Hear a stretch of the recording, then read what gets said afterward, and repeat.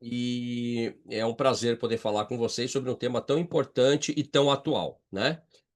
Eu imagino que vocês estejam já enxergando os slides, deve ter uma tela aí com o mapa antigo de Jerusalém, e já vou iniciar a passagem para o primeiro slide e vou comentando com vocês para ao final termos as nossas questões, as nossas perguntas.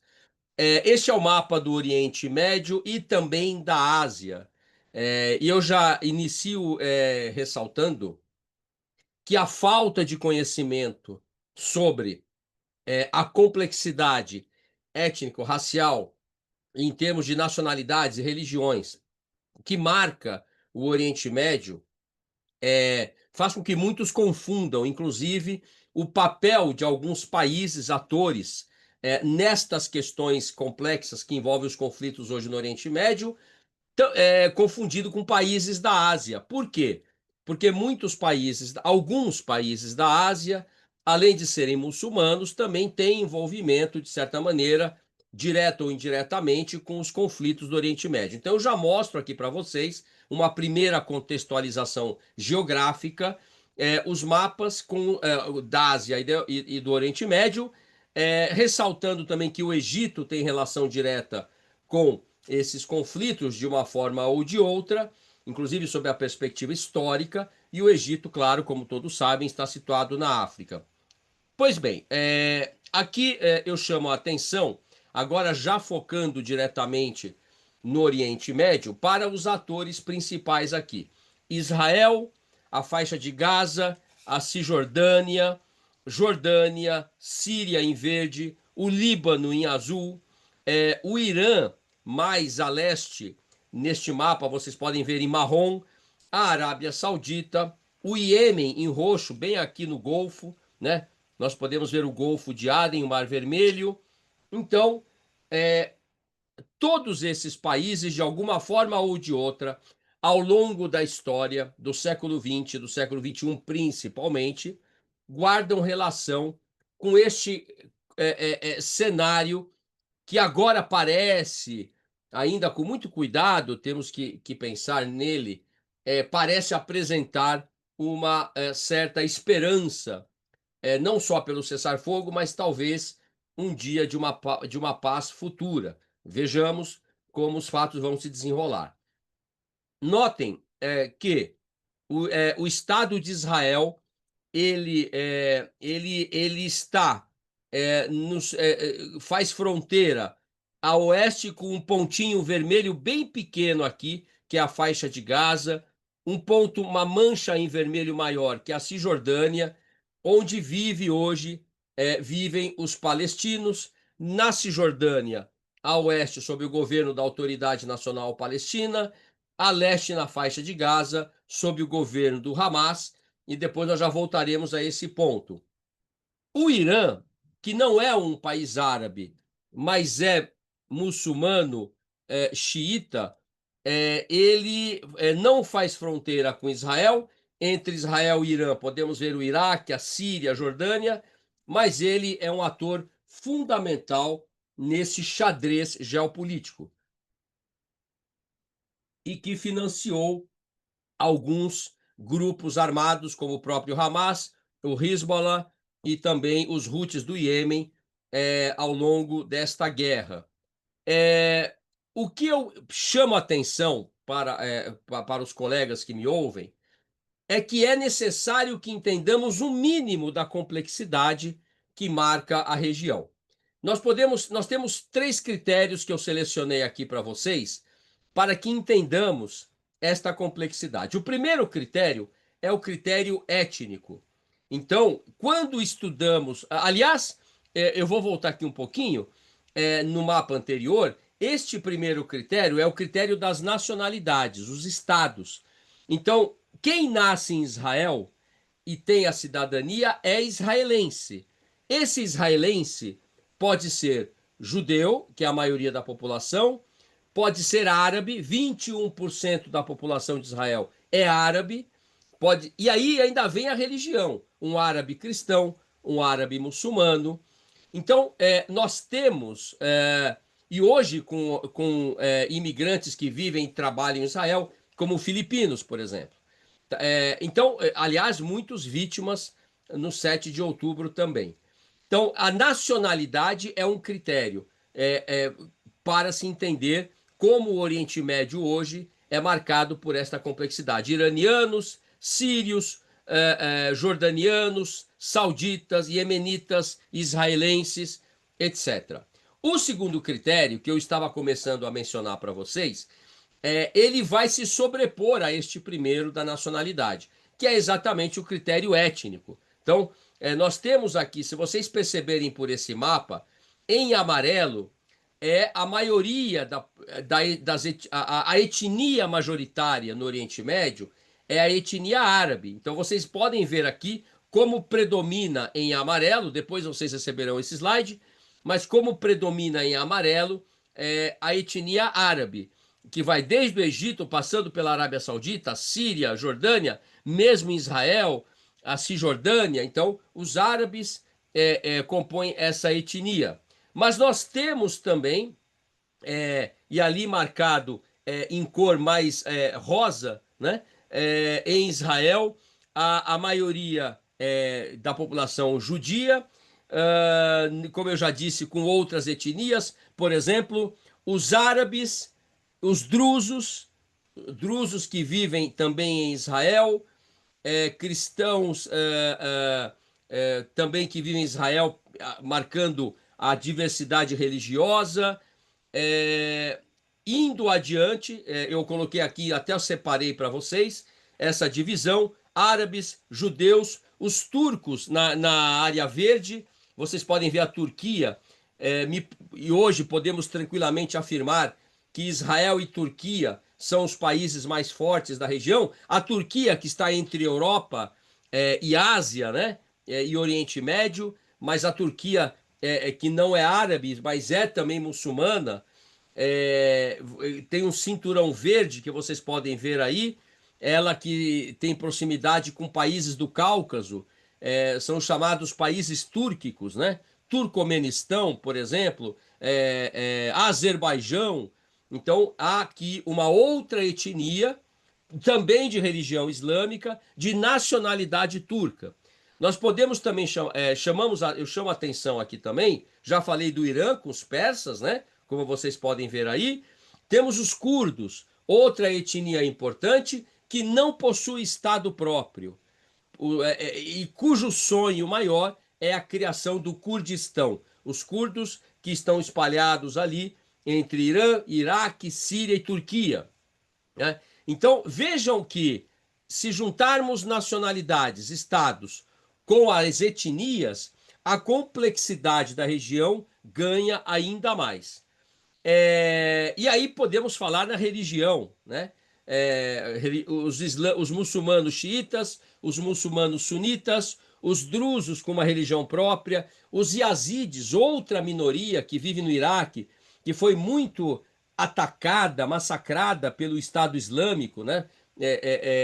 Os yazidis, que têm uma religião em que o sincretismo é muito forte entre o cristianismo e o islamismo.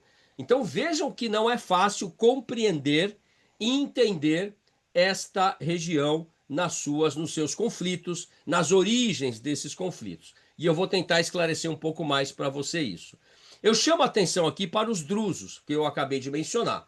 Os drusos são árabes com uma religião muito própria, muito específica, e que tem uma característica interessante.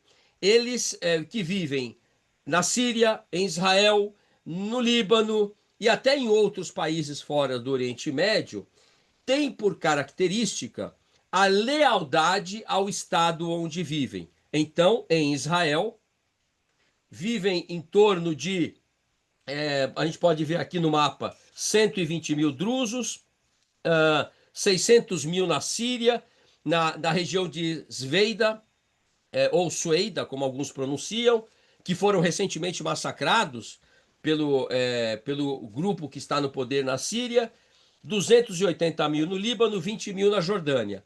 Os drusos compõem parte da população de Israel, inclusive ocupando funções relevantes. Como eu disse, eles são sempre leais aos países onde vivem, né? Então fica aqui também mais um registro, porque eu vou entrar agora nos conflitos da região e até fora da região, e os drusos vêm sendo vítimas de ataques sistemáticos, verdadeiros massacres por grupos jihadistas que hoje ocupam o poder na Síria, né? Tanto é que Israel vai bombardear a capital Damasco da Síria, né? Exatamente para avisar ao governo sírio que os drusos não devem ser atacados. Então vejam como essa. E aí, por que eu estou dizendo isso, pessoal? Porque são árabes, né?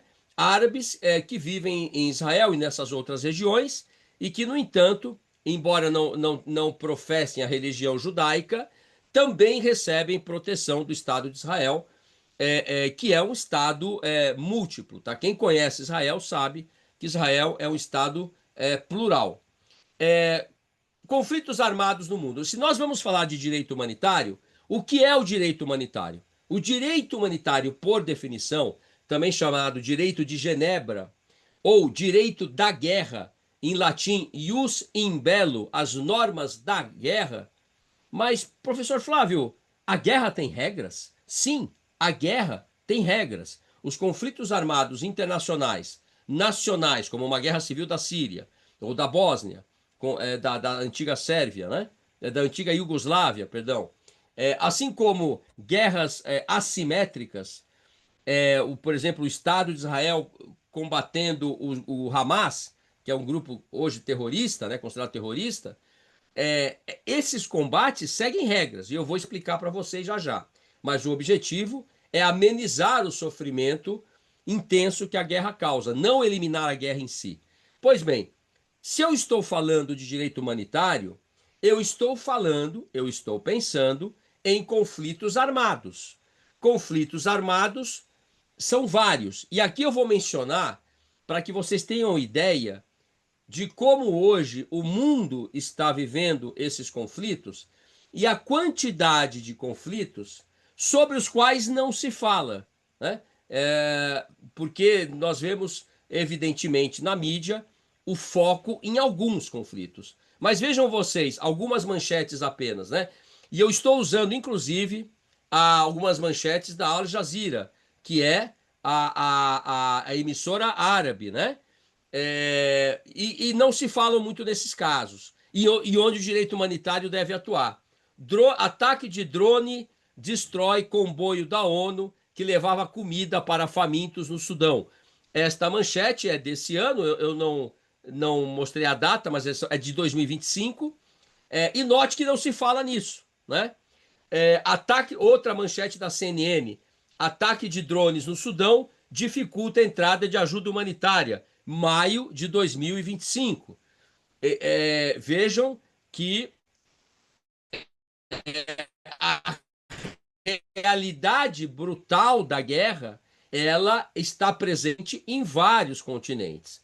Bebês e crianças pequenas são violentados, estuprados na Guerra do Sudão. Sexual sistemática usada como arma de guerra no Congo. Isso está acontecendo hoje, né? Está acontecendo hoje.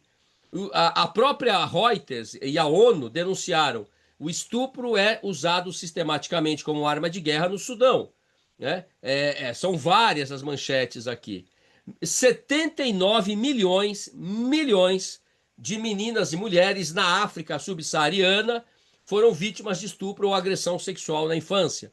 E isto envolve os contextos de guerra, né? Hoje nós estudamos, é um estudo sistemático hoje, sistematizado. Por exemplo, Berkeley tem um belo estudo, embora duro, triste, né? Que classifica a violência sexual, e eu vou voltar nesse ponto logo logo. A Síria chegou a ter 614 mil mortos desde o início da sua guerra civil. Então 41 mil crianças e mulheres, né? E isso quem fornece é o Observatório Sírio para os Direitos Humanos. A Unicef, que cuida das crianças, é a agência da ONU que cuida de crianças, né? Mais de 11 mil crianças mortas ou feridas no Iêmen. Essa notícia é de 2022. Então, eu não estou somando as crianças mortas após 2022 até hoje. E também, tão pouco se fala muito nisso. Mortes na guerra do Iêmen chegarão a 377 mil vítimas fatais até o final do ano, diz as Nações Unidas. Não é? Na Líbia também, refugiados submetidos à violência. Na Ucrânia, na guerra com a Rússia, não é? Até pouco tempo atrás, já se computavam 380 mil mortos. Né? Pelo menos 1.000 russos morrem por dia na guerra da Ucrânia, só para termos aqui alguma ideia. Por que eu estou falando nisso? Porque existe uma seletividade no tratamento político, geopolítico e legal que se dá sobre esses fatos. Vocês certamente, a maioria, não o conheciam, não vou dizer todos, mas a maioria talvez não conhecesse todos esses dados que eu acabei de passar. E é por isso que existe o direito humanitário, porque esses casos que eu mencionei agora não estão na mídia, muito raramente. Não há flotilhas indo para esses lugares, né? Até porque geograficamente seria impossível. Mas não há uma comoção internacional nesses lugares, nessas guerras, nesses conflitos. E eles estão acontecendo. E aí, vamos falar de outro conflito que é o que agora tem ocupado muito a atenção de todos, que é o conflito entre Israel e Palestina. Vamos entender entre Israel e Hamas, né? Vamos entender esse contexto. Primeiro ponto, e pouco se fala nesses debates mais rasos que nós encontramos por aí, nessa contextualização. Primeiro ponto, o Império Otomano, que hoje tem como legatário o Estado Turco, durante quase 600 anos, ou praticamente durante 600 anos, ocupa a região histórica chamada Palestina. E aí o que vai ocorrer, um fator importante que vai romper com esse domínio do Império Otomano, é a Primeira Guerra Mundial. Na Primeira Guerra Mundial, que ocorre entre 1914 e 1918, esta Primeira Guerra Mundial é conhecida, dentre outros fatos, por ser a guerra da queda dos impérios. Então, nós tínhamos, de um lado, o Império Britânico, o Império Russo, a França colonizadora, a Estados Unidos, um país que sempre procurou expandir, né, as suas zonas de influência e o seu poderio econômico, e de outro lado tínhamos e tínhamos também o Império Austro-Húngaro, né? Tínhamos de outro lado o Império Otomano, o Império Alemão, comandado pelo Kaiser Guilherme II, os sérvios. Bom, os sérvios junto com os russos e com os americanos, o Império Austro-Húngaro do outro lado, junto com o Império Alemão. E aí, quando acaba a Primeira Guerra Mundial, esses impérios entram em decadência ou desaparecem. Vamos dar um exemplo aqui, que vocês devem se lembrar, colegas. Em 1917, um ano antes de acabar a Primeira Guerra Mundial, o Império Russo se retira porque a Revolução Bolchevique, a Revolução de 1917, a Vermelha, tira o Império Russo da guerra e ele desaparece. Surge a União das Repúblicas Socialistas Soviéticas. Né? O Império Alemão é também esfacelado. Como pagamento por indenizações de guerra, eles perdem várias colônias, por exemplo, na África. Perde Ruanda, inclusive, para os belgas. Né? Ruanda, que vai passar por um terrível genocídio na década de 90, em 1994, do século XX, causado, entre outras origens, por ações desses países colonizadores na África. Né? Tanto é que a África fala francês, fala alemão, fala inglês. Até estranho acusar países de colonizadores quando, por exemplo, o hebraico só se fala em Israel. Então nós temos aqui, pelos fatos históricos, você passa a constatar que os movimentos colonizadores eram movimentos de predomínio cultural, inclusive. Então nós temos essa região, cai o Império Otomano, e quem é que ocupa a Palestina? A Palestina histórica, porque não existia e nunca existiu um Estado-nação palestino, chamado Palestina. Vejam, quais são os três elementos jurídicos de um Estado? O governo soberano, o território e o povo.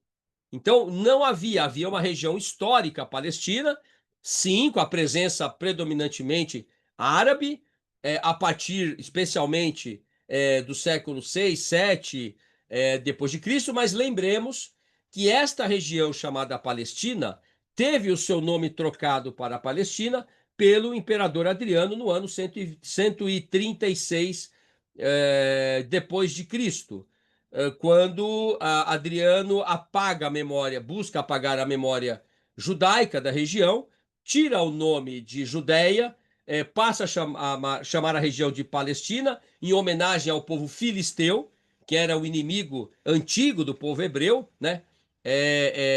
E que já nem existia mais, inclusive. Jerusalém também tem o seu nome mudado para Aélia Capitolina, o nome romano, e aí é que os judeus são expulsos, né? Ontem eu assisti uma live em que o rapaz dizia: os judeus deixaram a Palestina, os judeus foram expulsos da Palestina pelos romanos, e aí começa a diáspora, né? O segundo templo foi destruído no ano 70 depois de Cristo pelos romanos. E aí a Palestina, já após o fim da Primeira Guerra Mundial, está sob o domínio britânico, e aí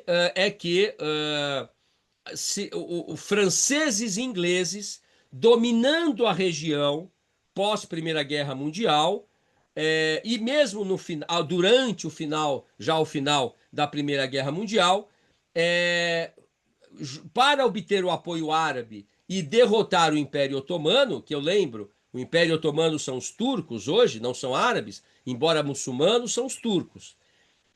Eles prometem aos árabes apoio para a criação de um futuro país árabe na região, se eles árabes ajudassem os europeus a combater e derrotar o Império Otomano.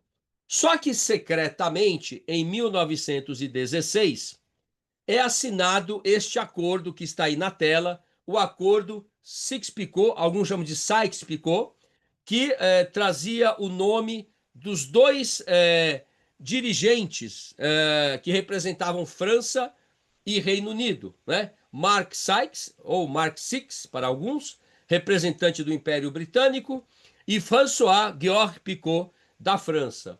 Está aqui o dia, a data, a foto da assinatura desse acordo secreto, pelo qual franceses e ingleses dividiram o Oriente Médio, a região. Então vejam aí em laranja a zona sob a influência francesa, Síria e Líbano. Então, quem conhece o Líbano, a cultura libanesa, sabe, por exemplo, que eles falam francês, né? Além de árabe. É assim na Síria. E o Iraque e a região histórica da Palestina ficam sob o domínio britânico.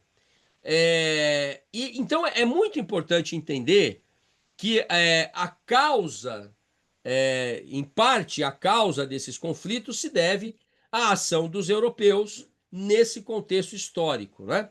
E como eu disse, ingleses e franceses disseram aos árabes: vocês nos ajudam a combater o Império Otomano e nós os ajudaremos a criar o Estado Árabe. Bem, isso não foi cumprido. Inclusive, um dos líderes árabes que participaram das negociações à época pelo Iraque, o Emir Faisal, ele tem essa frase que ficou famosa, que eu tirei lá da fonte da BBC, vocês têm as fontes aqui nos slides. Eu asseguro que nós árabes não guardaremos nenhuma animosidade étnica ou religiosa contra os judeus, quando tivermos o nosso Estado criado, conforme prometido pelos ingleses e franceses, o que não aconteceu. E aí está aqui uma outra foto do tratado assinado. A zona francesa com Líbano, Síria, Transjordânia, Palestina e Iraque sob a influência inglesa, né? E aí, um outro, isso foi em 1916, 16, que esse tratado foi assinado. No ano seguinte, em 1917, o que seria o secretário britânico, né, para relações exteriores, o Lord Balfour, Arthur Balfour, né, ele afirma perante a comunidade britânica, perdão, perante a comunidade judaica do Reino Unido, o seguinte: nós, britânicos, o governo britânico, apoiamos a criação de um lar nacional para o povo judeu na Palestina. Este documento, que é muito importante na compreensão desses fenômenos todos, é chamado de a Declaração Balfour, the Balfour Declaration, e ele também mostra o apoio para a criação desse lar. E aqui eu faço um parênteses, porque não está nos slides, né? Hoje existe uma ideia que é distorcida sobre a proposição intitulada sionismo, né? O que é o sionismo que tanto se fala por razões políticas, né? Você tem uma parcela das populações que entendem que o sionismo é uma forma de apartheid, nada disso. O sionismo é apenas uma ideia propagada e que ganha espaço diante do crescimento do antissemitismo na Europa, especialmente séculos XIX e XX, mas lembrem que o antissemitismo é antigo na Europa, né?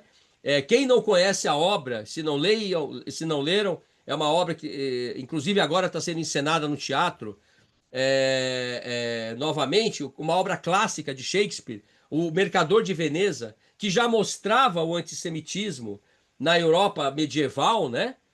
Eu vou lembrar que a estrela amarela que os nazistas impõem aos judeus perseguidos e vitimados na Europa foi usada a primeira vez durante a Idade Média, por ordem do Vaticano, né? Então, o sionismo ele cresce especialmente após um caso muito importante, né? O caso Dreyfus, um militar francês, judeu, que é acusado de traição ao exército francês na guerra contra os alemães, na guerra franco-prussiana. Ele passa por uma humilhação muito grande, aquela cerimônia humilhante de perder a patente e ser expulso do exército, e aí depois ele é comprovadamente inocentado, se provou que ele não tinha culpa nenhuma e que aquela perseguição fora motivada por antissemitismo. Isso gera um crescimento da ideia do sionismo que nada mais é do que a ideia de que um dia o povo judeu voltaria a viver na sua terra de onde fora expulso pelos romanos. Bem, não se trata, é uma ideia, é como você dizer, e eu trabalho diretamente com povos indígenas, né? É como você dizer, as terras ancestrais indígenas devem ser mantidas, demarcadas e habitadas pelos povos indígenas, que vivem aqui há 12 mil anos no Brasil, e já com provas de 40 mil anos. Os judeus são indígenas da região, o que não significa dizer que os árabes, os palestinos, também não têm direito à sua terra. Mas essa compreensão fica muito difícil hoje em dia no mundo ideologizado, polarizado. Então vejam, o sionismo não é política pública de apartheid. O sionismo é uma ideia de um povo vivendo a sua terra ancestral. Inclusive com várias ramificações, sionismos mais à esquerda, mais à direita, mais conservador, a experiência socialista dos kibbutzim, né? Então, um dia desses, um acadêmico me disse o seguinte: os kibbutzim são uma forma de expansionismo do Estado de Israel. Nada mais ignorante de se dizer. Os kibbutzim já existiam onde hoje existe o Estado de Israel, muito antes do Estado de Israel. O primeiro kibbutzim é de 1909 e, inclusive, é hoje considerado, está em processo de ser considerado patrimônio da humanidade pela Unesco. Então, é diferente do debate sobre colônias. Isso é outra história. Então, as pessoas confundem muito por não conhecer por não saber sobre o que estão falando. Então, voltemos aqui ao mapa, né? O que vai acontecer depois da Declaração Balfour? Vem a Segunda Guerra Mundial e com ela o Holocausto, a Shoah. O Holocausto que mata 6 milhões de judeus, 2/3 dos judeus da Europa. Até hoje, a população judaica do mundo não conseguiu se recuperar em relação ao número que existiam antes de judeus. O nazismo foi um movimento extremista, racista, que pela primeira vez na história pregou que todo judeu do mundo, onde quer que se encontrasse, deveria ser morto. Isso foi inédito na história dos genocídios, embora seja um tema para outro dia. E aí, com o Holocausto, ganha força a ideia de um Estado, um lar nacional para o povo judeu. E aí, em 1948, as Nações Unidas, por deliberação dos países que votaram, vejam bem, por deliberação dos países que votaram na Assembleia, presidida pelo Oswaldo Aranha, o diplomata brasileiro, criam 2 estados que não existiam na região. A região era a região histórica da Palestina. Então, com a votação da ONU, criam-se 2 estados, o Estado palestino e o Estado judeu, Israel. Que os judeus imediatamente aceitam a criação desse Estado, uma vez que eles vinham de uma situação de holocausto, vitimados pelo holocausto, enquanto os palestinos e os demais países árabes não aceitam a criação, essa divisão, porque não queriam judeus vivendo na região, que aliás é o que prega hoje o Hamas, né? Hoje está, embora ontem eu tenha escutado um jornalista dizer que o Hamas não prega mais a destruição do Estado de Israel, não é verdade. Está escrito no estatuto, no introito e, salvo engano meu, no artigo 7º do estatuto do Hamas. Outra frase racista, antissemita é do rio ao mar, né? Porque varreria o Estado de Israel. Mas, enfim. E aí nós temos aqui a divisão da região, como vocês podem ver, em novembro de 47, em 14 de maio de 1948, é proclamada a criação do Estado de Israel. Vocês veem aí na foto o histórico Ben Gurion, fazendo o seu pronunciamento. Havia outros nomes históricos, tanto quanto, como Golda Meir, que eram, inclusive, mais sob um espectro ideológico mais à esquerda, tá, gente? E nasce o Estado de Israel. No dia seguinte, ao dia 15 de maio, ao dia 14 de maio de 48, explode a Guerra de 48, quando os países árabes, eu coloquei aí na tela, vocês podem ver, Egito, Líbano, Jordânia, Iraque, Síria e Arábia Saudita cercam Israel, atacam Israel. Israel se sai vencedor, e ao se sair vencedor de uma guerra que lhe foi imposta, é que Israel toma territórios junto a outros países. A primeira leva de palestinos, 750 mil palestinos, se tornam refugiados por definição jurídica internacional. Refugiado é o indivíduo que deixa a sua terra de origem às pressas, sob real risco de morte por razões políticas, religiosas, étnicas, raciais, etc. Então, esse é o conceito de refugiados, né? No direito internacional. E aí, quando termina essa guerra, Israel tomou mais territórios nos combates e Jerusalém, que é um ponto central nesses conflitos todos, né? Ele fica o setor israelense a oeste e o setor jordaniano a leste. Eu queria chamar a atenção aqui, pessoal, que quando ocorre esta guerra de 48, a faixa de Gaza que vocês estão vendo cai sob o domínio do Egito, não sob o domínio de Israel. E a Cisjordânia cai sob o domínio da Jordânia, outro país árabe, não sob domínio de Israel. E até 1967, portanto, vocês podem fazer as contas aí, pelo menos 19 anos, né? Gaza estava na mão dos árabes, a Cisjordânia na mão dos árabes, mas eles não criaram o Estado palestino. É interessante dizermos isso, porque conforme as pessoas propagam por aí, dá a impressão que desde então Israel ocupou a faixa de Gaza. Isso não é verdade, né? Os egípcios dominavam Gaza. E aí, em 1967, 19 anos depois, uma nova guerra eclode, a guerra chamada Guerra dos Seis Dias. Egito, Iraque, Jordânia e Síria novamente atacam Israel. E aí Israel, essa sim é uma guerra que marca um divisor de águas nesse contexto todo. Israel novamente vence a guerra, ocupa a península do Sinai lá no Egito, ocupa as colinas do Golã na Síria. Depois há um acordo hoje já, o Israel possui já fronteiras definidas com o Egito, devolveu a península do Sinai. As colinas do Golã ainda é considerada uma região sob disputa ali junto à Síria. Lá vivem muitos drusos, né? Como eu já mencionei aqui. E principalmente a cidade de Jerusalém, ela é ocupada, a parte leste de Jerusalém, que estava com a Jordânia, é ocupada por Israel, que, na visão do povo de Israel, retornou à sua terra sagrada para lá estabelecer a sua capital eterna. E por que Jerusalém é considerado um ponto central? Jerusalém é uma terra sagrada para as três grandes religiões monoteístas. É sagrada para os judeus, porque lá onde está hoje a mesquita de Al-Aqsa, vocês veem nas fotos aquela cúpula dourada, né? Naquela belíssima imagem. Jerusalém é uma cidade belíssima, única.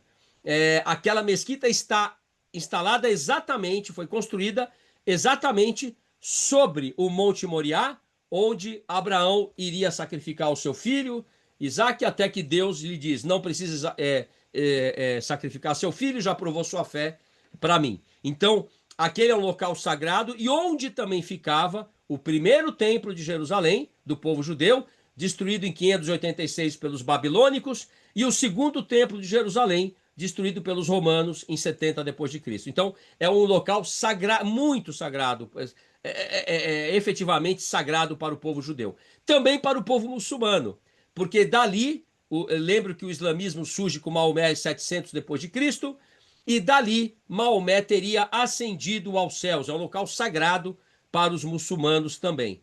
Notem que Israel permite e respeita hoje o acesso a essa mesquita pelos muçulmanos. Inclusive, há uma ONG jordaniana que administra o local, uma ONG árabe. E também é uma terra, claro, sagrada para os cristãos, como os cristãos sabem disso, o local onde Jesus morreu e ressuscitou.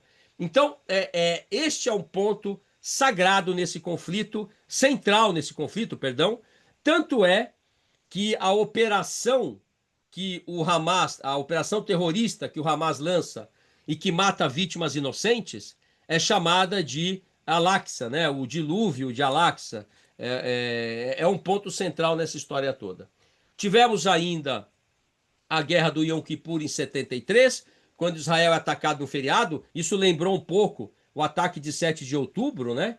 Que foi logo após o feriado ou durante, me corrija depois a Mari e o Augusto, a festa dos tabernáculos, né? Que aconteceu essa semana, a festa das nações lá em Israel. Pessoas do mundo inteiro vão a Israel, cristãos, não cristãos, judeus, etc. E aí chegamos aos ataques cuja história vocês já conhecem, né? Mais de 60 pontos da fronteira entre Gaza e Israel foram atacados. Eu quero lembrar que, além de 21% da população de Israel ser árabe, vamos lembrar que todos os dias, entre 20, 30 e 40 mil palestinos entravam todos os dias em Israel para trabalhar. As crianças palestinas eram tratadas nos hospitais em Israel. Inclusive o Sinwar, o homem que concebeu os ataques de 7 de outubro, que ficou condenado durante 20 anos em Israel, foi curado de um câncer na cabeça por médicos israelenses em hospital israelense. Dito isso, chegamos ao direito internacional propriamente dito. Minha homenagem sempre às vítimas, né? De todos os lados, evidentemente.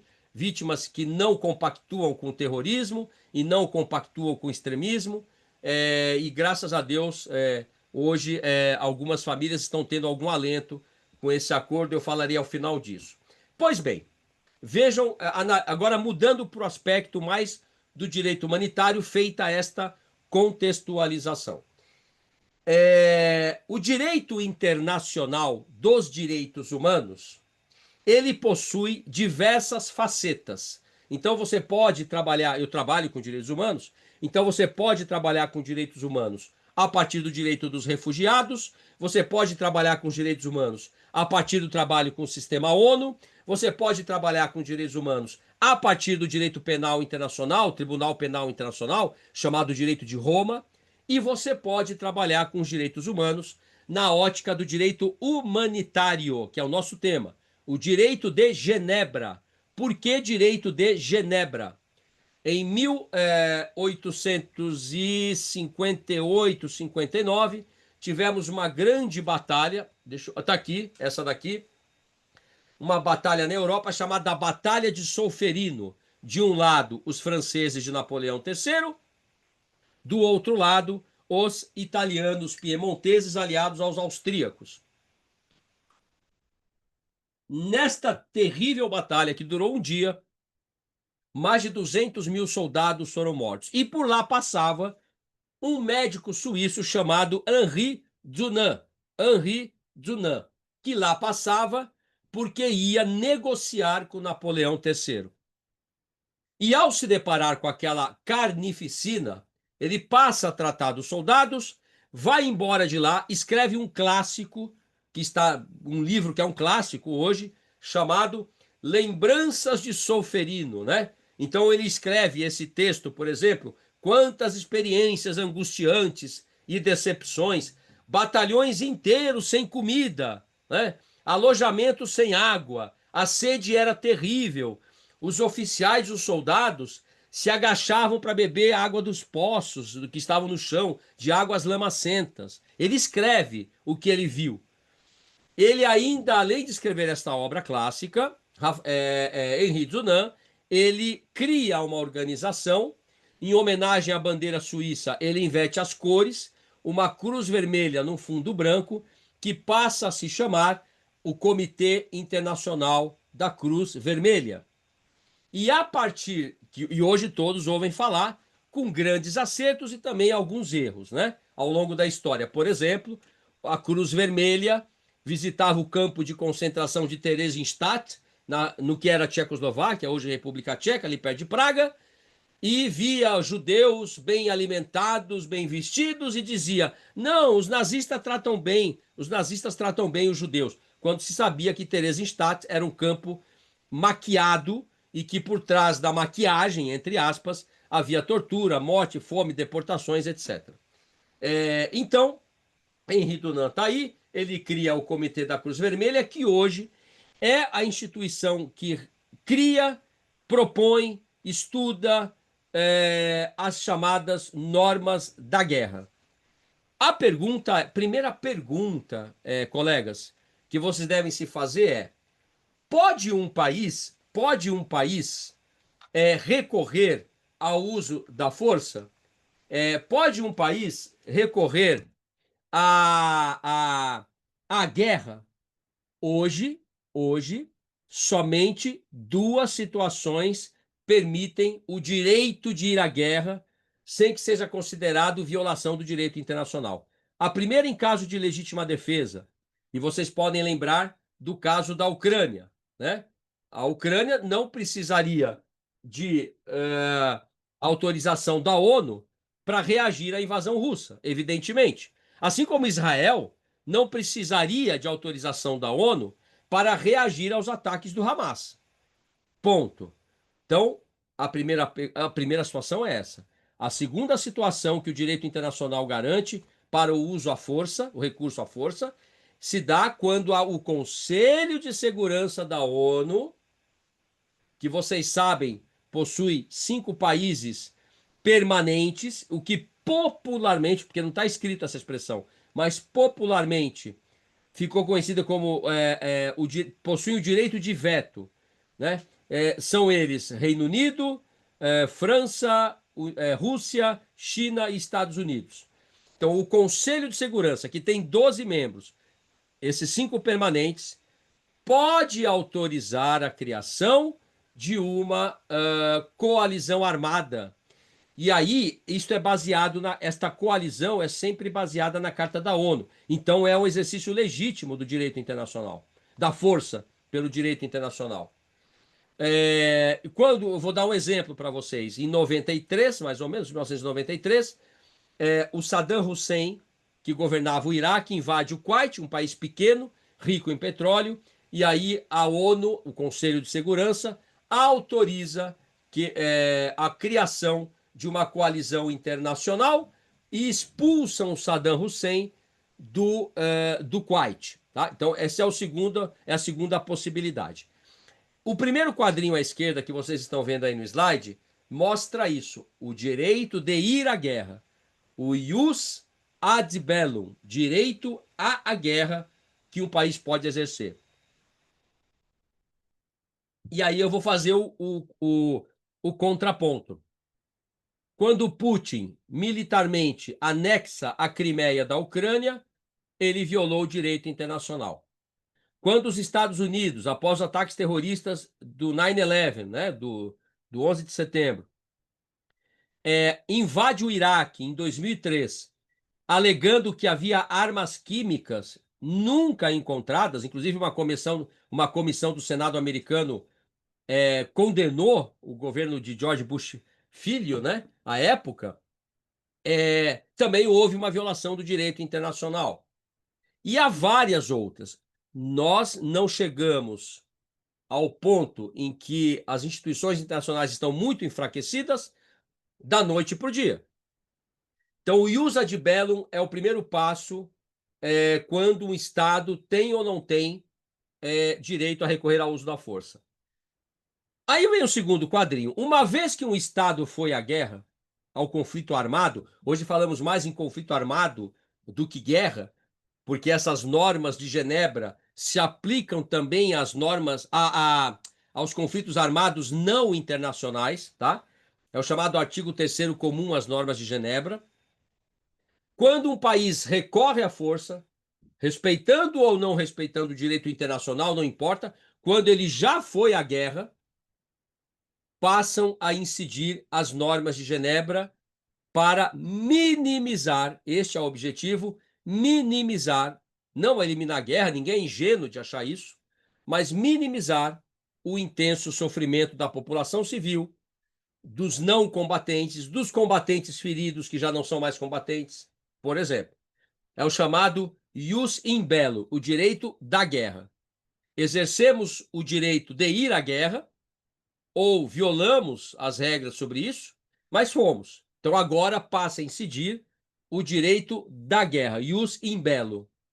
E finalmente, quando a guerra ainda está em curso, mas principalmente quando ela termina, é que começa a vigorar o que alguns estudiosos, e eu gosto muito dessa expressão, chama de o direito após a guerra, a efetivação da justiça, o ius post bellum. E aqui, onde nasce, apesar de várias tentativas anteriores frustradas, após a Primeira Guerra Mundial, este direito de punir indivíduos no plano internacional por crimes de guerra, por crimes contra a humanidade, por crime de genocídio ou por crime de agressão, que se dá quando um país invade outro. Esses são os 4 crimes de competência material do Tribunal Penal Internacional, onde eu atuo lá como consultor das defesas das vítimas, né, nos processos. Este direito do pós-guerra, o ius post bellum, nasce com os 13, olha o número que eu estou dizendo, 13 julgamentos de Nuremberg, que começa em 45. Nós tivemos um grande julgamento de Nuremberg, internacional, com juízes franceses, ingleses, norte-americanos e soviéticos. Tivemos o Tribunal de Tóquio, Tribunal Criminal Internacional para o Extremo Oriente, aliás, uma denominação que foi considerada racista, né? O Extremo Oriente, né? Para quem está no Japão, a América é a Extrema América, né? Isso é uma crítica que se faz. Então ele é mais chamado de Tribunal de Tóquio. Pela primeira vez na história, indivíduos são julgados por terem cometido crimes de guerra. Então teve esse primeiro de Nuremberg Internacional e mais 12 julgamentos por juízes norte-americanos em Nuremberg, que julgou juristas, médicos, empresários. O Hugo Boss foi condenado em Nuremberg, por exemplo, porque ele fabricava roupas para a SS nazista.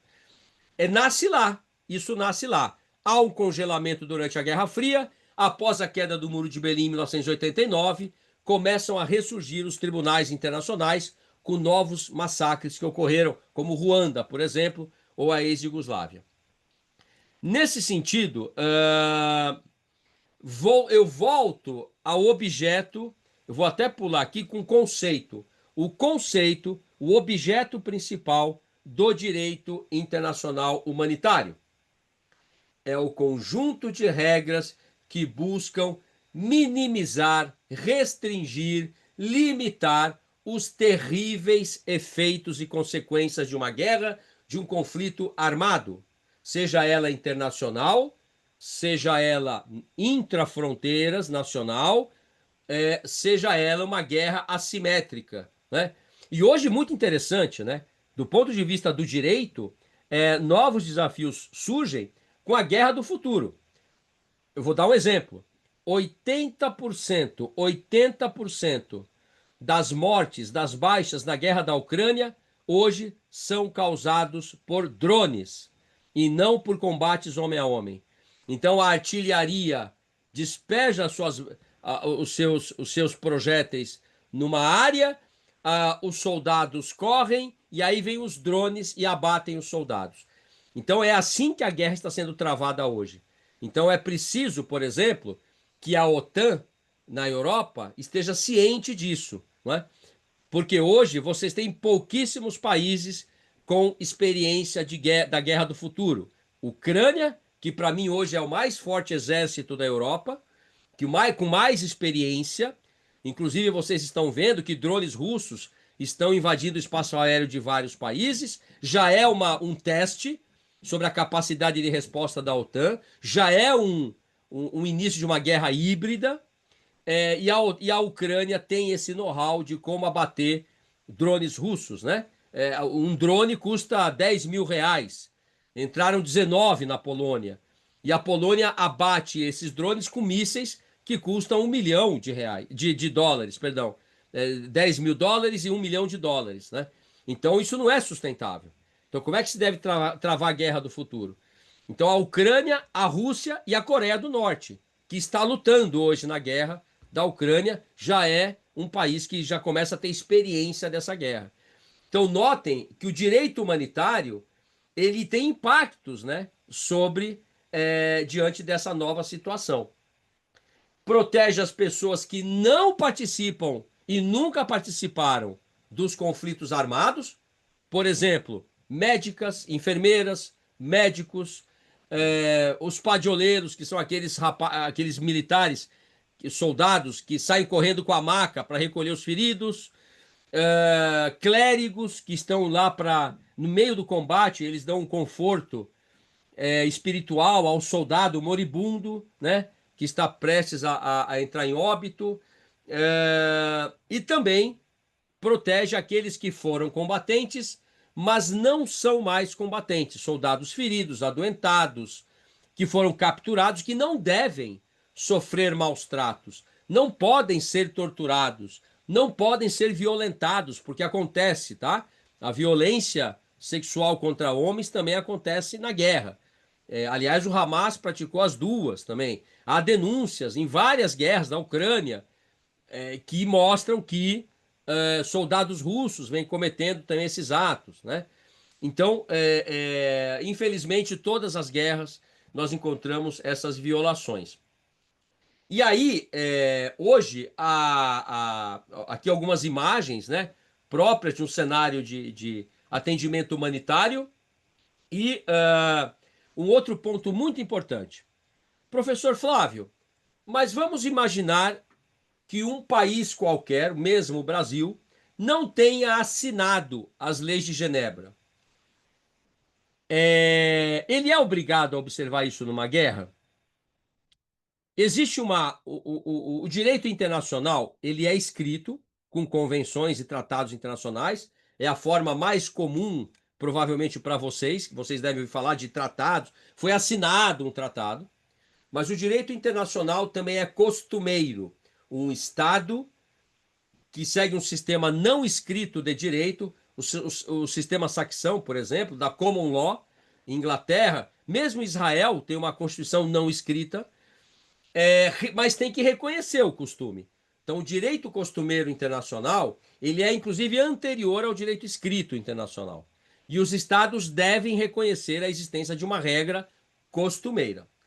Mas existe uma outra fonte de direito não escrita, não costumeira, baseada no direito natural, baseado nos princípios civilizatórios e que são consideradas normas de direito internacional geral obrigatórias para todos os estados, tenham estes assinado ou não um tratado de Genebra. E esse direito é chamado de jus cogens. J-U-S, jus cogens. C-O-G-E-N-S.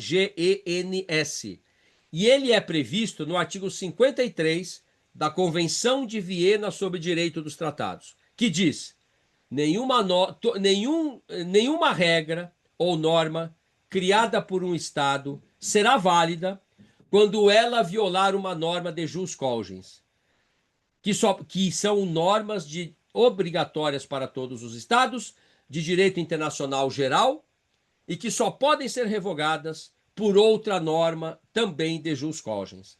Bem, é considerar a observância às normas da guerra, ao direito humanitário, tenha um país assinado ou não um tratado de Genebra, é considerada norma de jus cogens obrigatória para todos os países. Ponto. Então, não importa que país esteja travando uma guerra, ele tem que observar essas regras. E aí, claro, ele prevê a punição daqueles que violarem, né? Então, eu cito aqui também o direito, os indivíduos, aliás, né, que são protegidos por essas regras. Civis, profissionais da saúde, de socorro, clérigos, jornalistas também não podem ser alvejados, soldados feridos ou doentes, náufragos, prisioneiros de guerra, ou POW, Prisoners of War, que devem ser mantidos, alimentados, não sofrer maus tratos e depois trocados, né? Então, quando nós vimos imagens me lembrou muito o rapaz, aquele rapaz que foi filmado cavando a própria cova no túnel do Hamas, aquela é uma clara situação de crime de guerra, de violação de crime de guerra, assim como o Estado de Israel condenou alguns militares israelenses que torturaram prisioneiros palestinos. Um palestino foi muito torturado e foram condenados pela justiça, o que seria a justiça militar de Israel, por conta dessas violações. Os soldados, e eu dei muito treinamento para os soldados brasileiros que iam para o Haiti, eu fazia esse treinamento com eles sobre as leis de Genebra. Os soldados, eles têm que conhecer as suas regras de engajamento, né?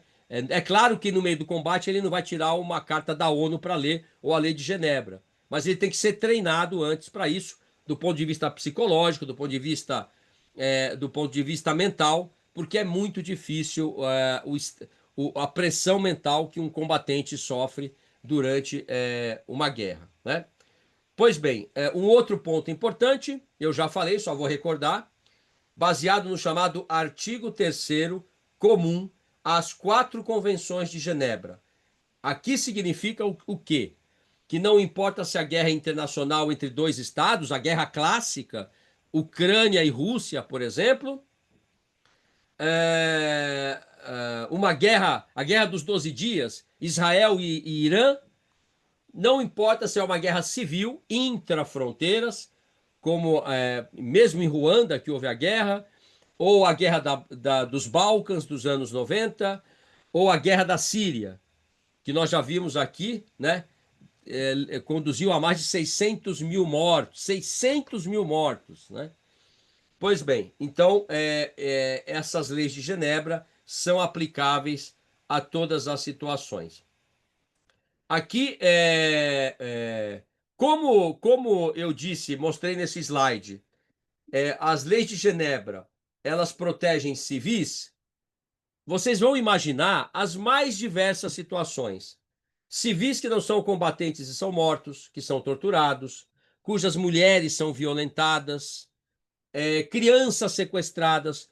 Hoje há um mandado de prisão expedido pelo Tribunal Penal Internacional contra Putin, exatamente porque Putin e sua ministra da Infância, a Ana Belova, levaram 20 mil crianças ucranianas para a Rússia.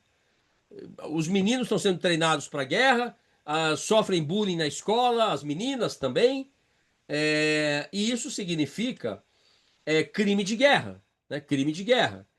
Outra situação comum, as torturas, né?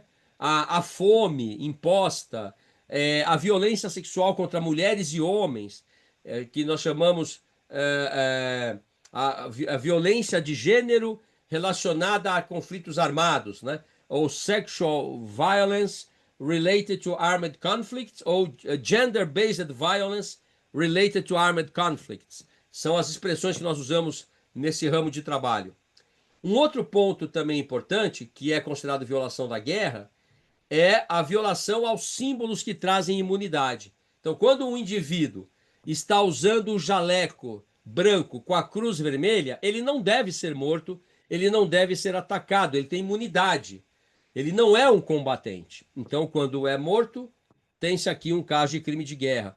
E, aliás, há combates e há experiências na história da guerra que mostram que eles até evitavam usar o jaleco, porque os inimigos miravam, né, e atiravam em membros da Cruz Vermelha, exatamente para que o soldado inimigo não tivesse atendimento médico.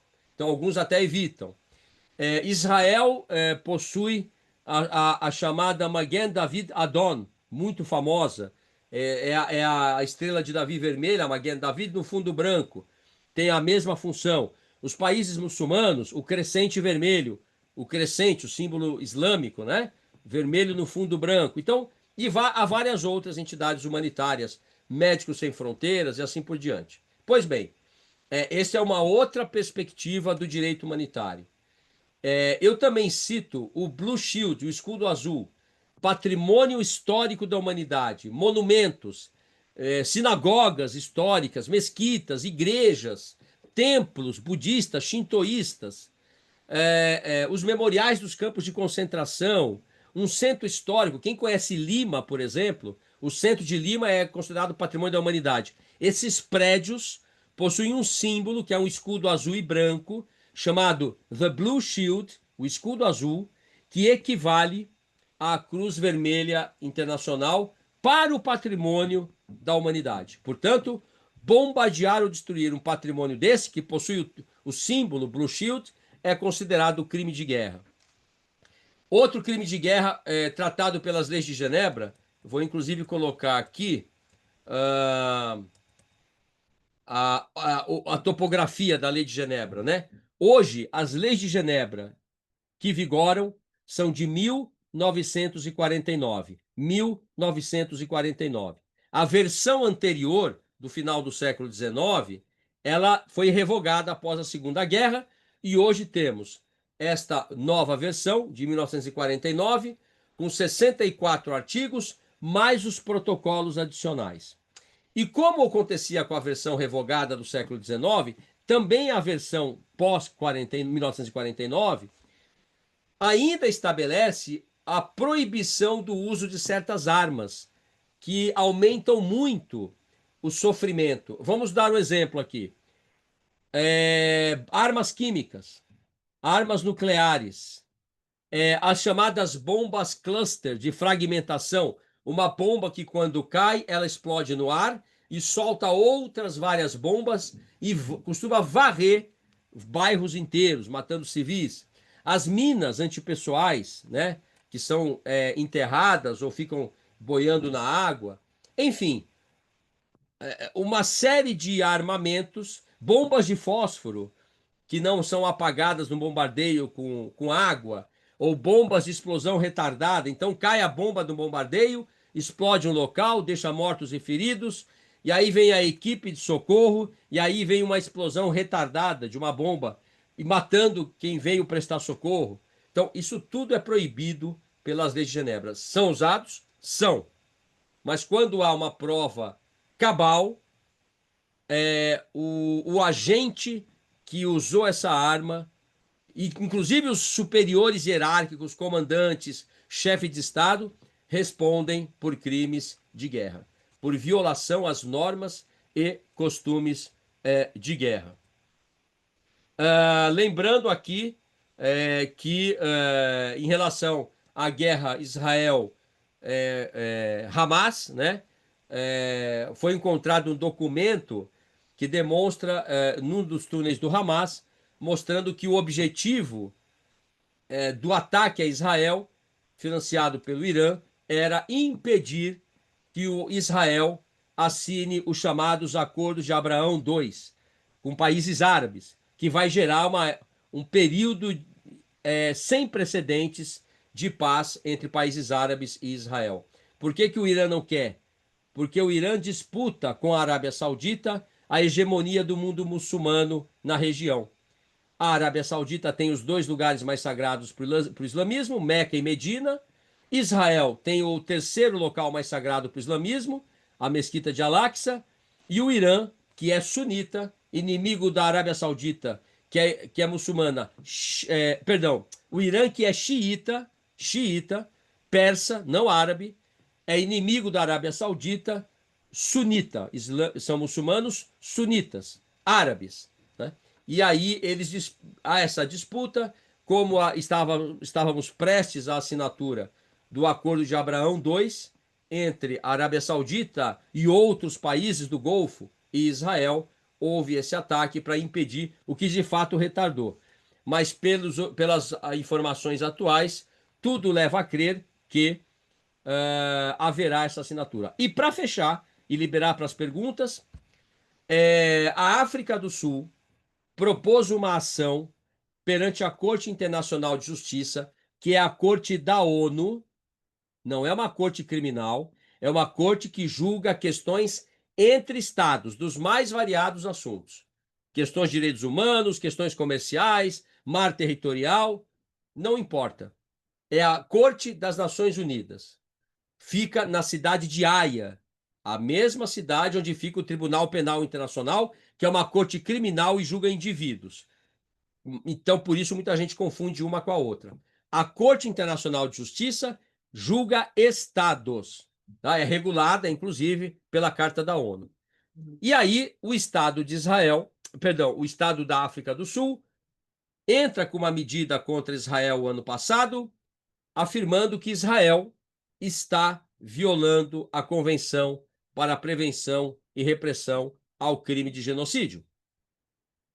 Israel se defende, o caso foi admitido e vai levar aí, olha, vou chutar aqui, de 5 a 8 anos para ter alguma decisão. Pois bem, o fundamento da África do Sul foi: Israel está cometendo genocídio na faixa de Gaza, violando a Convenção para a Prevenção e Repressão ao Crime de Genocídio, de 11 de dezembro de 1948, e que prevê que, quando um Estado que a ela tenha aderido e ratificado essa convenção violar um dos seus artigos, dos seus trechos, outro Estado também membro dessa convenção, que também tenha ratificado, poderá denunciar o primeiro Estado perante a Corte Internacional de Justiça. Israel e África do Sul assinaram essa convenção, ratificaram essa convenção. Então o processo está correndo.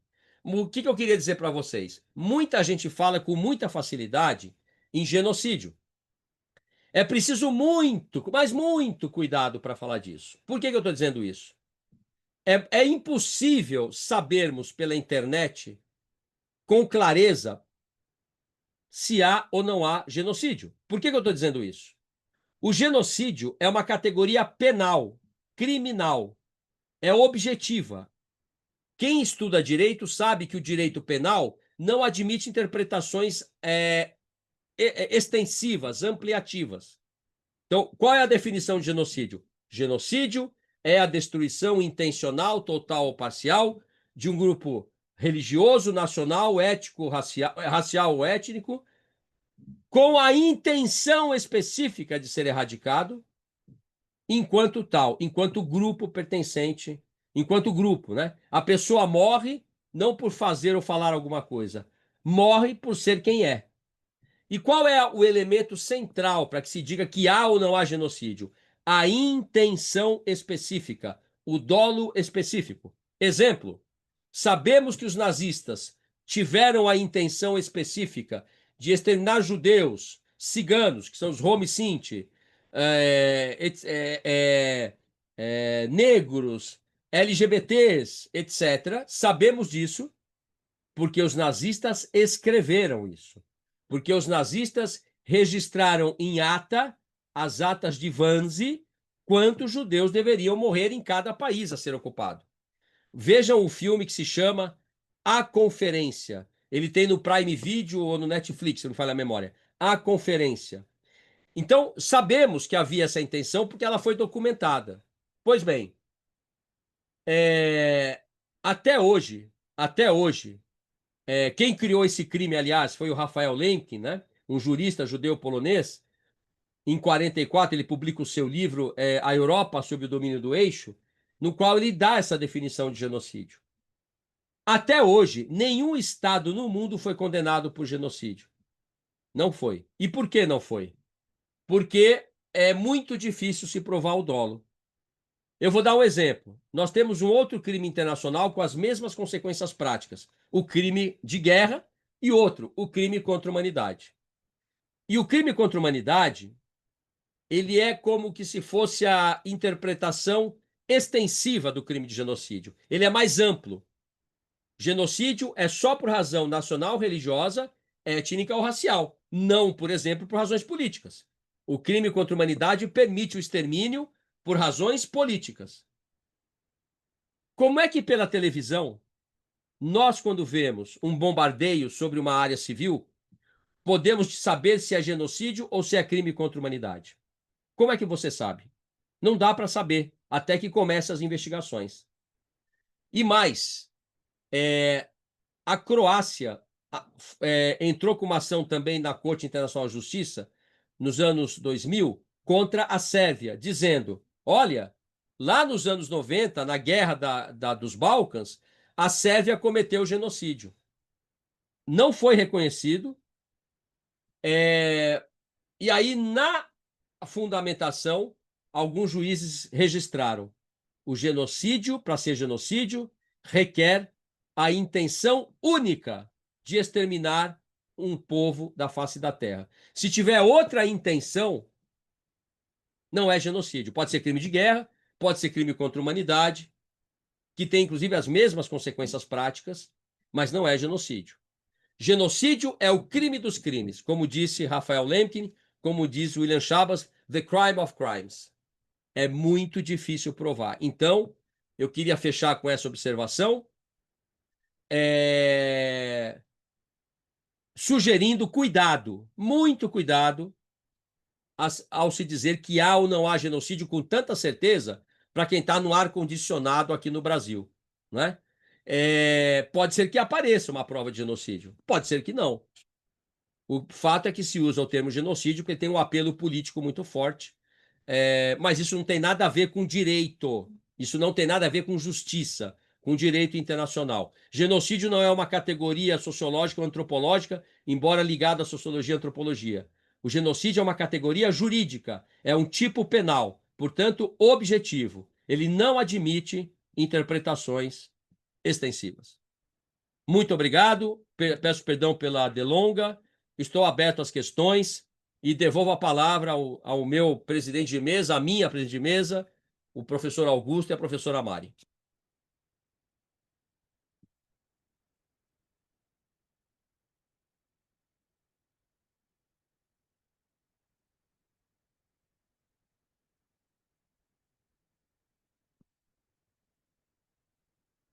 Ó, um minutinho, professor Flávio. Um minutinho. Tranquilo.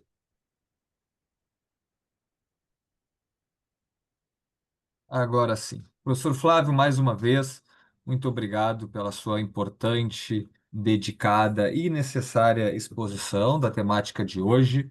Agradeço a todos que estiveram presentes na nossa primeira atividade, nosso grupo de estudo. Informo que foi enviado no chat do webinar o link de presença da primeira aula. Quem ainda não fez, por favor, o faça, que é muito importante para todos conseguirem a emissão dos certificados de horas complementares. A partir de agora, já estava aberto, na verdade, o Q&A para perguntas, dúvidas, críticas positivas, negativas, com o professor Flávio. Professor Flávio, vou começar a ler as perguntas para o senhor, pode ser? Excelente, vamos lá. Agora que é a parte boa. Vamos lá. Pergunta primeiro da Viviane Soares Gama. Gama, quais os motivos o senhor vê por que esses conflitos não são divulgados ou causam comoção? Quem chama é a colega? É Viviane Soares Gama. Viviane. Viviane, obrigado pela pergunta, muito importante. Viviane, infelizmente, nós vivemos um período da nossa história das informações rasas, em que se busca obter likes, em que se busca permanecer na mídia, né? É a ideia da aparência, o período da pós-verdade, da liquidez, né? Então, ora, alguns, até por questões de racismo mesmo, alguns conflitos não chamam a atenção e não comovem as sociedades ocidentais, principalmente, ou o sul global, como deveriam, né? E há muita hipocrisia nisso. Então, como é que se. Veja bem, como é que se diz que, não diminuindo a brutalidade do que aconteceu em Gaza e do que aconteceu em Israel, né? Porque Israel não iniciou uma guerra, né? As pessoas esqueceram isso. Mas, com todo respeito, mas é, é, ainda que você tenha a brutalidade. Ah, bom, morreram 60 mil pessoas em Gaza, mas desses 60 mil, pelo menos 20 mil eram combatentes, então não é crime de guerra. Quando alguém pega em armas e vai para a guerra, se morrer num combate alvejado por outro combatente inimigo, não há um crime de guerra, né? As notícias são distorcidas. Agora, não se deve comparar. Eu disse isso hoje na universidade onde eu dou aula. Eu dou aula na Universidade de Mackenzie, em São Paulo. Veja, morreram 70 milhões de indígenas nas Américas durante a colonização. 70 milhões. Ainda ontem à noite eu fiz uma live que me entrevistaram sobre isso. Morreram 6 milhões de judeus. 2 terços dos judeus da Europa. Você não deve comparar brutalidades e quantitativos. Morreram 6 milhões de judeus, mas existiam 9 milhões, né? Na Europa. Foram 2 terços dos judeus da Europa. Morreram 70 milhões de indígenas e você está considerando os 3 continentes das Américas. Então, é um erro isso que se faz. E aí, o pior de tudo, comparar o morticínio, a morte de civis em Gaza, com o Holocausto. O Holocausto ele tem uma dinâmica e uma profundidade própria. Olha, eu desafio alguém me provar quem conhece uma pessoa que realmente conhece o Holocausto. Porque para você conhecer o Holocausto, você tem que estudar durante 10, 15, 20 anos. E você está sempre aprendendo algo novo. Não é? Então, não se deve comparar isso. E alguns por uma questão de seletividade política, para ganhar voto nas próximas eleições. Você tem deputados, e olha, eu estou falando dos dois extremos, tá? Que vão para lá para tirar selfie e voltar e ganhar voto na eleição. E eu vou dar dois exemplos, um de cada. A deputada do PSOL, que foi agora para a flotilha, ela vai usar isso na campanha dela, vocês vão ver. E o deputado de extrema-direita, que foi para a Ucrânia, logo começou a guerra da Ucrânia, e também começou a fazer vídeo lá, né? E ainda falou mal das mulheres ucranianas quando voltou no aeroporto. Vocês devem se lembrar. Ora, vejam que é o uso político da tragédia desses povos em guerra. Agora, a guerra no Congo e no Sudão dá like na internet? Para quem trabalha com tema como eu, deveria dar, né? Então eu acho que é muita hipocrisia, viu, Viviane? Professor, temos mais algumas perguntas da Viviane, mas como temos outras perguntas também, vou fazer mais uma pergunta da Viviane e depois passar para os outros também para ser dividido democraticamente. Qual o atual papel que o Brasil assume no campo do direito internacional humanitário no Oriente Médio? Também é a pergunta da Viviane. O Brasil tem um papel histórico no Oriente Médio. Quando a ONU tem na sua carta, um capítulo que trata das soluções pacíficas dos conflitos internacionais e das soluções não pacíficas. E aí surgem as missões de paz da ONU, as Peacekeeping Missions. É uma aula que eu dava para os soldados brasileiros que iam para o Haiti. E, historicamente, desde da Primeira Guerra em 48, logo após o seu término, a ONU manda uma primeira missão de paz. Foi a primeira geração das missões de paz. E lá já tinham os militares brasileiros. Então, o Brasil, historicamente, atua no direito humanitário. No Haiti, os soldados brasileiros ficaram muito conhecidos o seu soft power. Levaram a seleção brasileira, eles passaram a ser queridos, não é? Não era uma ocupação, brutalidade. Claro que houve desvios que foram punidos. Então o Brasil tem um papel essencial, histórico, e eu poderia citar aqui várias outras missões de paz dos quais os militares brasileiros participaram, só para citar a maior delas, a maior missão de paz da história da ONU foi no Congo, em que 20 mil homens da ONU, pela primeira vez com a faculdade de poder atirar primeiro, foram comandados pelo general Santos Cruz, um grande militar brasileiro.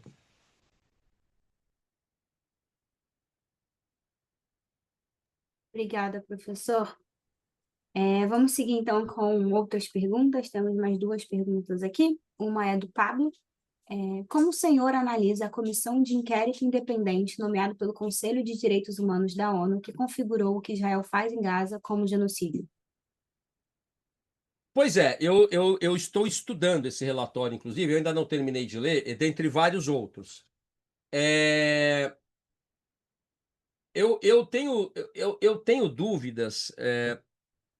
Eu não vou dizer que ele está errado ou nem que está certo, porque tudo que ele diz vai depender de ser provado no tribunal. A ONU já cometeu um erro histórico assim, viu, gente? Olha, eu sempre defendi a ONU, tá? Eu sempre defendi a ONU. Mas quando houve a invasão ao Iraque, na questão do Kuwait, eu mencionei ela já aqui hoje, houve um embargo econômico, antes da invasão, houve um embargo econômico ao Iraque, de vários países. E a ONU acabou entendendo, porque embargos econômicos fazem as populações dos países mais pobres, especialmente, sofrerem muito. Morre muita gente. Porque falta medicamento, falta comida, etc. Então a ONU afirmou que era genocídio, fez um relatório, publicou.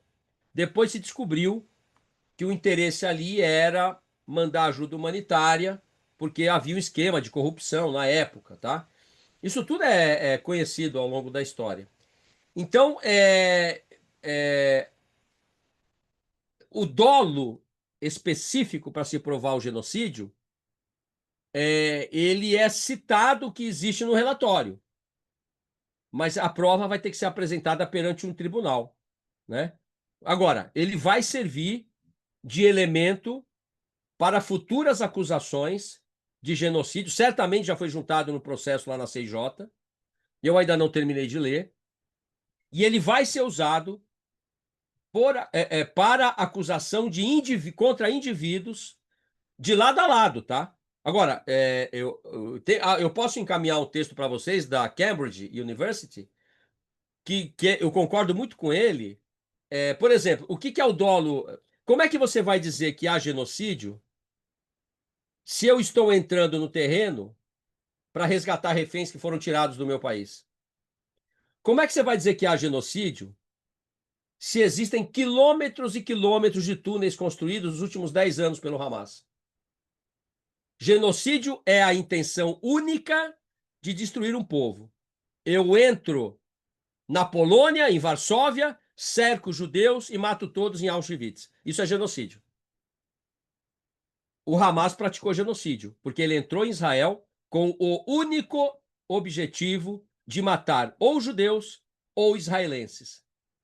E os dois pontos estão na definição da Convenção de 48 e do Estatuto de Roma. Agora, no caso de Gaza, pode ser que surja uma prova de genocídio. O relatório da ONU é apenas um elemento a mais que vai ser usado.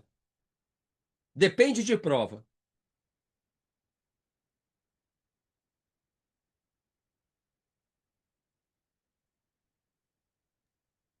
Perfeito, professor. Bom, antes de continuarmos com as perguntas, eu gostaria de lembrá-los para preencherem ali o registro de presença de vocês no link que está no chat, que eu reenviei o link agora para vocês conseguirem acessar facilmente.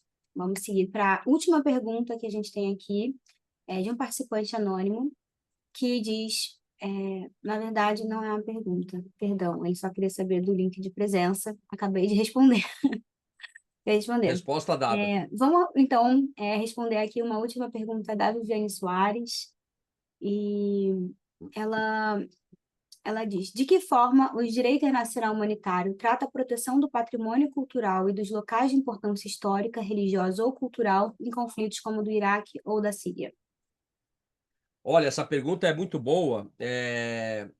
Eu até tenho uma apresentação só sobre essa questão, porque vocês devem se lembrar do Estado Islâmico destruindo tesouros da antiga Mesopotâmia.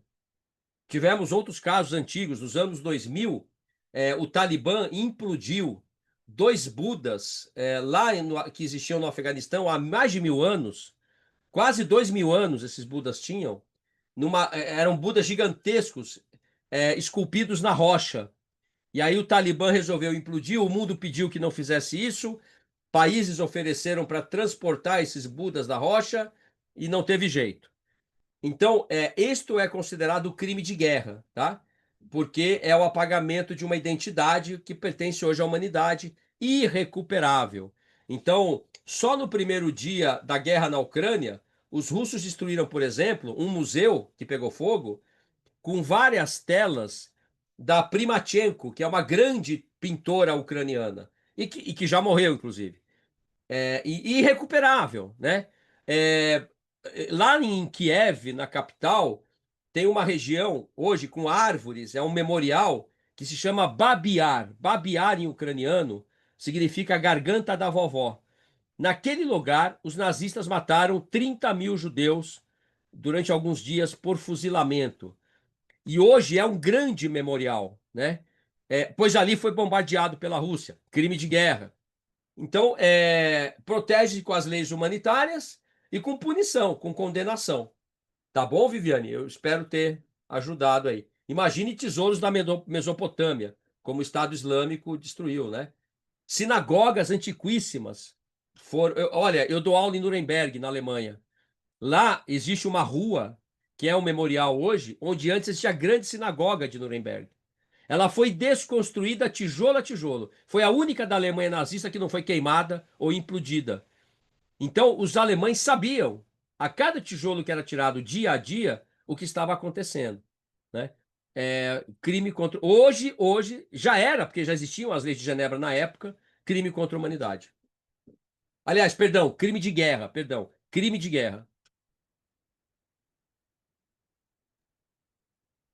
Bom, então vamos finalizar aqui essa parte de perguntas e respostas com essa última que chegou do Eric Santos e damos ao fim a nossa aula. A pergunta é, professor, quais são as críticas fundamentais que podem ser levantadas sobre a atuação da Cruz Vermelha em relação aos sequestrados pelo Hamas em 7 de outubro de 2023, durante a guerra? Por que a ausência de informações sobre esses reféns? Olha, a Cruz Vermelha Internacional, ela não tem o poder de entrar, por exemplo, num território que é ocupado militarmente por alguma força, onde se mantém reféns. Ela depende muito de negociação. Então, a Cruz Vermelha visita locais onde há prisioneiros, com a autorização da força que prepondera naquele local, da força militar que prepondera naquele local. Então, a mim, eu acho, eu não tenho como dizer isso, mas a impressão que eu tenho é que a Cruz Vermelha tinha um acesso até aquele local em que o Hamas fazia aquele espetáculo quando ia devolver reféns, lembram? Então, aquelas cenas, a multidão acompanhando, e aí os sequestrados subiam num palco, e aí eram entregues na mão da. Aí você via ali os carros, o transporte da Cruz Vermelha. Eu não tenho como saber daqui se a Cruz Vermelha sabia onde estavam os reféns, a situação deles ou não. Ou se ela só era autorizada a chegar até ali para receber os reféns. Eu não tenho como saber. Há muitas críticas que eu vi por parte de Israel, dizendo: olha, a Cruz Vermelha compactua com isso, né? Eu não tenho maiores elementos para dizer isso. O papel da Cruz Vermelha, independente de lado, é defender e proteger o ser humano o máximo possível, né? E aí ela tem que tomar cuidado para não ser enganada também, como foi do campo durante a época do nazismo, no campo de concentração de Theresienstadt, que eu mencionei aqui, né? Se deixou enganar ingenuamente, né? É isso, não há como saber, viu, Viviane?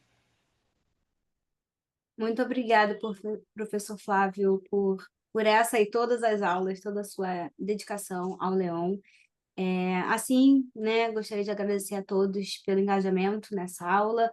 A primeira aula do nosso grupo de estudos sobre direito humanitário, direito internacional humanitário, terrorismo e conflitos no Oriente Médio.